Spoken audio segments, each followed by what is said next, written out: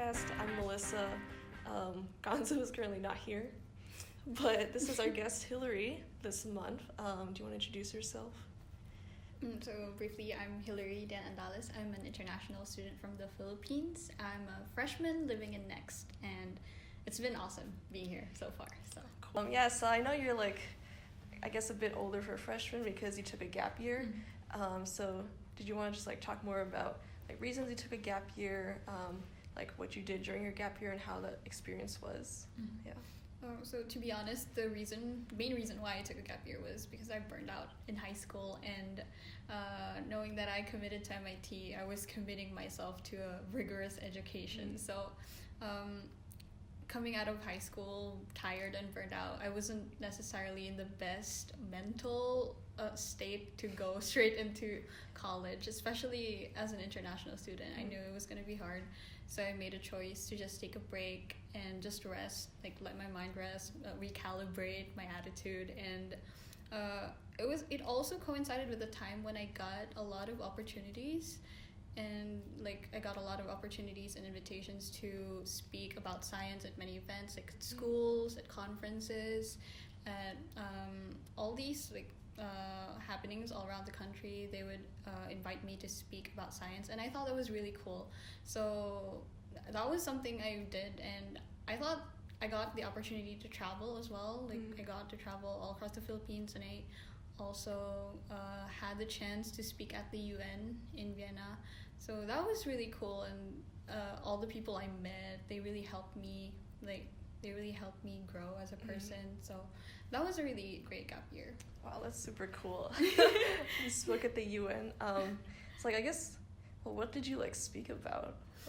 Yeah. So at the UN, I spoke about climate change basically, and how science communication can help us in making better progress towards climate change, because of course the topic of climate change is really divisive right now. Yeah. There's a lot of controversy regarding it, and part of the problem is the difficulty of communicating the science behind climate change. So I made a point about having scientists being more proactive about science communication, and about just saying that climate change is happening and that we need to take action about it. And being coming from where I was, because I was a survivor of Typhoon Haiyan. It was I think it was the strongest typhoon to ever make landfall in human history, and I was right in the middle of that. Oh my god. Yeah. And, so basically what happened during that day was that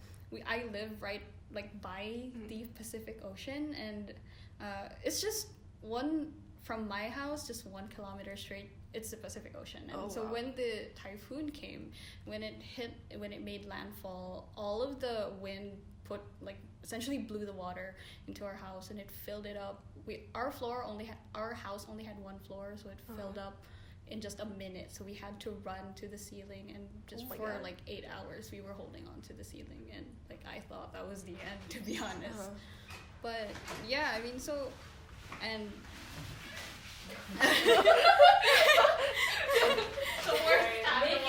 interrupting the story. It feels like between two ferns, except we're not as funny. Hello. Hello. Yeah. Well, you missed her story. What was that? The physics one, or what?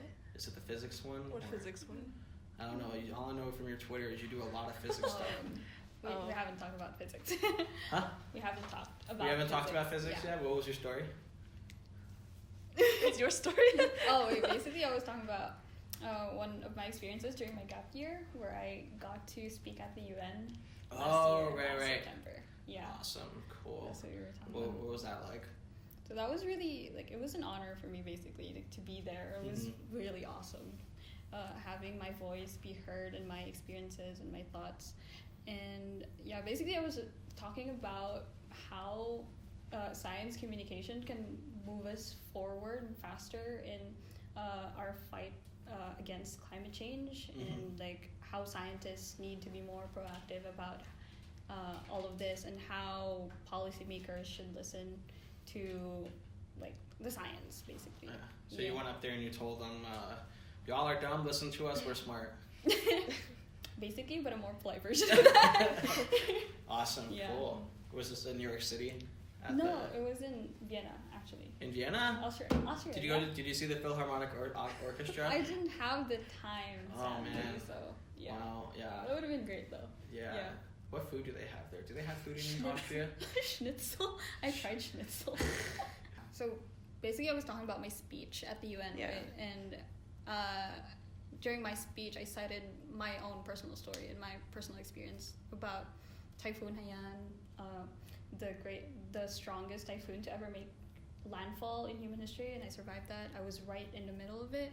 So basically, what happened was we live like just 1 kilometer away from the Pacific Ocean. So when that typhoon made landfall, it essentially blew all of the water into our house, and our house only has 1 floor. There was just this brown water coming crashing into our door, and it blew the door onto the other side of the room, and we didn't know where it came from, but we just ran to like our bunk bed, and we climbed onto it.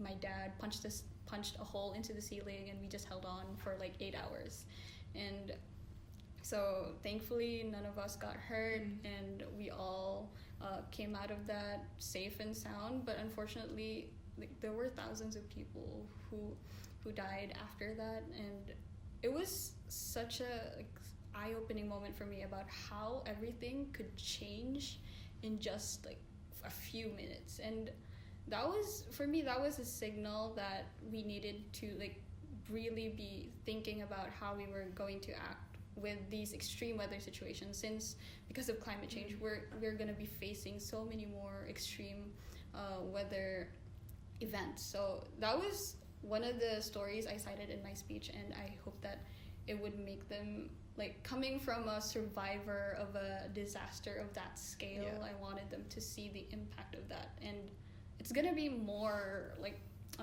rampant in the future, so like I just wanted them to see what it was like from my point of view.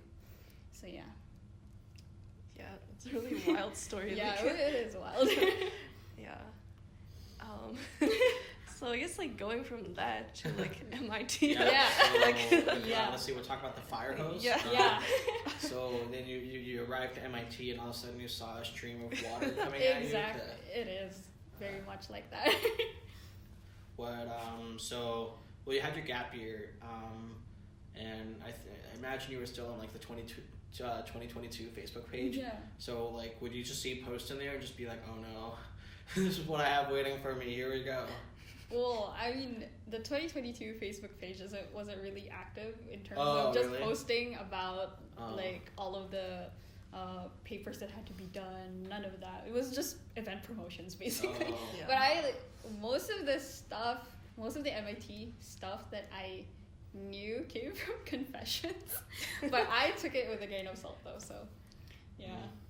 You were a dedicated follower. I am. I'm actually a top fan, and I Oh don't my know God, why. I don't know Are you why. a top fan? No, I don't read confessions. I read confessions, but I don't comment at all, which was why You're a top fan. So Yeah. that means you submit the confessions. No, actually no. I've never. Mm-hmm. I do click the links on it though, just not the confession. MIT Confessions is a Facebook page that an alumni named Sonny Lample started like in 2013.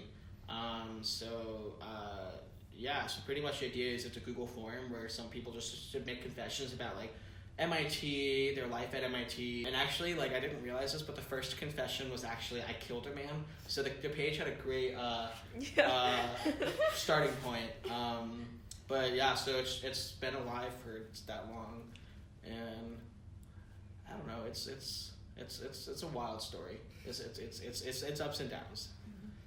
But the idea is that they post every night, or try to at least, and then we students, we wait for them to bless us all. Do you have any embarrassing moments left? I mean, it's not really embarrassing, but like, so one time I woke up like 40 minutes late for a French quiz. Yeah, I woke up, it was like 9:30, I was like, shit, should I go? So I went, obviously, but then, yeah, I was really stressed out. But it was no big deal because I like just took the test in 20 minutes. And then a teacher like did the speaking for me afterwards, so it was chill. But I don't know. Other horror stories. They got a 34 in both of my first 2 physics tests. Nice. Freshman Yeah, year. 801. Good times. 801L actually. Oh, even so better. even better. Yes. Physics is not my greatest, but yeah. I don't know. What else? Let's see. I don't know. I like every test for me is a horror Yeah. story. Yeah, I walk in and I'm like, oh Lord, this is the last time I'm gonna be breathing. This is the last time I'm gonna talk. I think for me, so I definitely have like slept through most of the test, and that was with my chemistry exam freshman fall. I just emailed the professor and I was like, fuck. That's all I said. I just said fuck. And I like biked there as I stole someone's bike from Baker, and I just biked there as fast as I could, and just like in a sweaty mess just like cranked out all of the tests. So like that was like a nice adrenaline rush, really healthy. I passed chemistry, so that was fine. But something actually scary or embarrassing.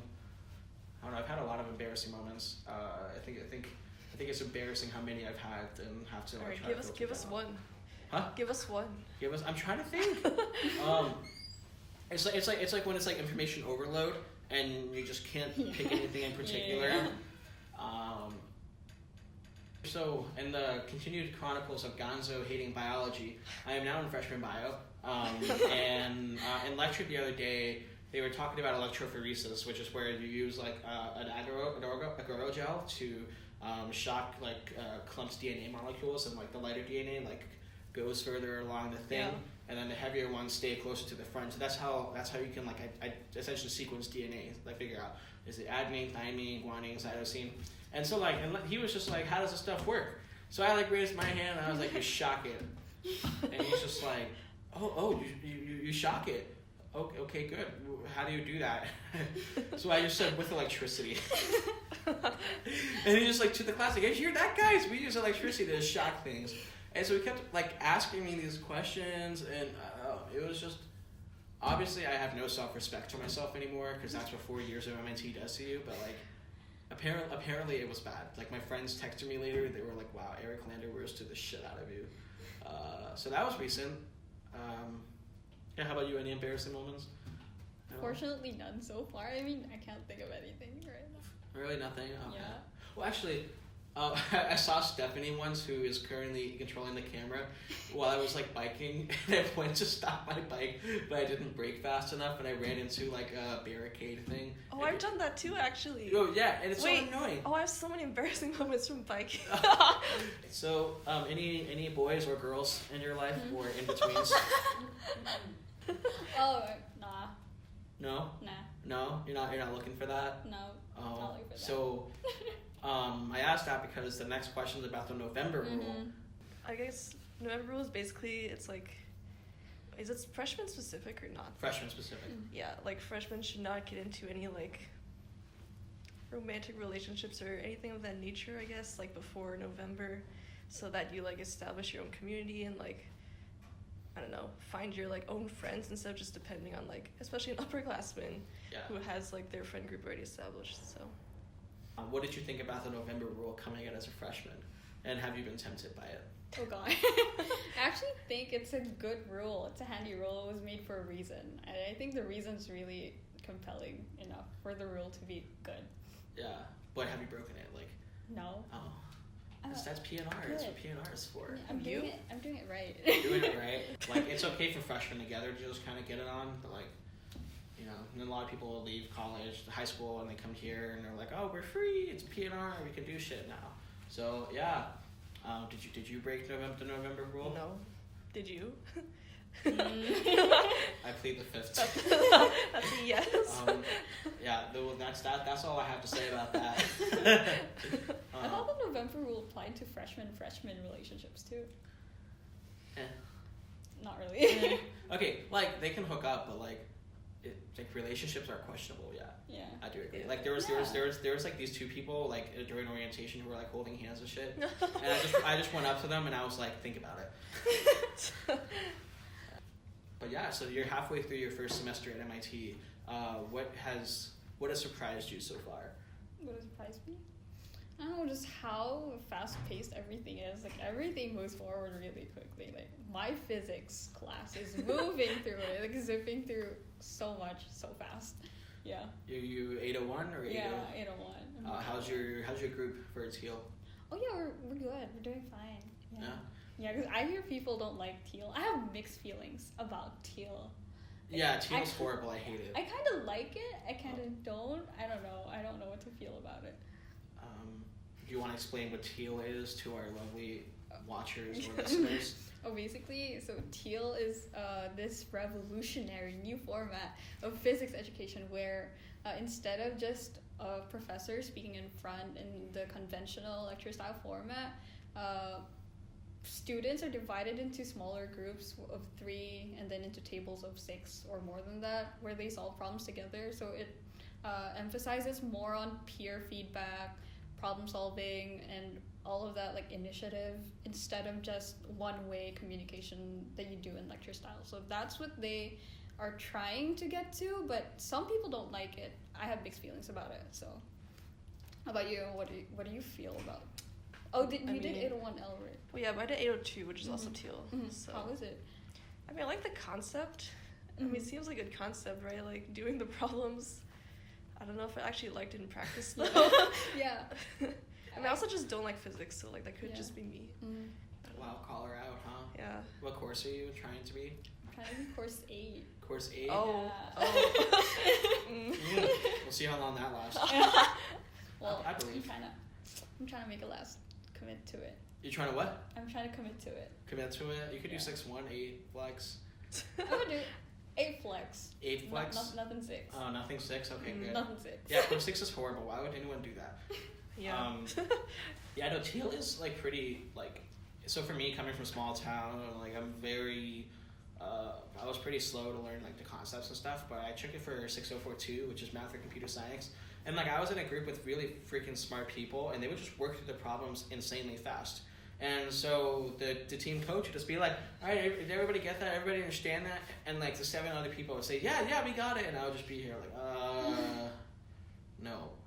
But they would already, like, move on. So, yeah, I don't know. I just didn't learn anything in that class, so I just kind of dropped it. Yeah. Are you going to get your pirate certificate? I can't do it. Like, why? It goes away so fast. Like, all the demand for those classes. For the what? The demand for those PE classes go really high. So I can't. What do you mean, demand? Like busyness? Oh no, I mean, like, everyone signs up for it, and I. Right. You just gotta wake up really early. You just wake up really early. You can get it. You can get it? Yeah. I thought it was, like, virtually impossible. No, if you go at 8 a.m., it's, like, pretty. Oh, yeah. I see that. Yeah. Yeah, and then, like, if you get on the wait list, like, get on the wait list, go to class, half the wait list people don't show up, and then it's so, like, I was, like, 6th on the wait list for Pistol, and I went in. And Conti, bless his soul, was just like, he's still alive. He's just great. He was just like, yeah, you can take the class. So. Oh, that's cool. And now I took sailing. You should definitely get their pirate certificate. Yeah, I should. Yeah, I was thinking about that. Like, even before I came here, I was thinking about that. Did you pass the boat test? No, I didn't even pass the swim test. Like, I haven't taken the swim requirement, so that's why I'm second guessing the pirate certificate thing. Wait, can you swim? I can, but not just not the full 100 yards. Okay. That's why. You just gotta float across. I won't even float across. I'll flail 50. That's 50 fine. yards. That's fine, actually. They don't care how you do it. They just make sure you get from point A to point B. Yeah, you can, like, doggy paddle. I can't even do that. I don't know. What? I can freestyle. All right, we're moving this podcast to the gym. Yeah. Or we could just throw you in the Charles River. Have you jumped in the Charles River? No. No. Is this like a mandatory part of their freshman experience? I feel like. Really? At least mine. Have you jumped into the Charles? No. What did you do for PE? For PE? Yeah. Okay. Well, I took Taekwondo freshman year. Ooh, so cool. Yeah, you still got it? Can you? I don't really remember anything, but, like, that was cool. I took rifle. I still took archery, but I didn't get credit for that. Why? Because I missed 2 classes and could only miss 1. Mm-hmm. Yeah. But, like, I technically took it. I also took squash. Yeah. I don't know what else I took. Yeah, there's a lot of cool classes. I'm taking skating. Skating first class this Monday, so I'm looking forward to that. No, great. obviously, thank you so much for coming on. Sorry I was late. Do you want to run this podcast in the next year? Because we're graduating, so we need we need someone. Oh yeah, I think actually this seems fun. Yeah. I just don't know. We got a new like, podcast. What? I'm not sure yet though, but like this seems really fun. Yeah. Yeah, it's always great when you can have a presidential candidate come onto your podcast. Fun fact: I was actually named after. Oh really? You were named after Hillary Clinton? Oh my god. Yeah. Wow. My parents were a fan, apparently. She's dope. That's So like, cool, good stuff. That's awesome. We're gonna wrap up our episode here. Thanks to Hillary for coming on. Okay, bye. Bye.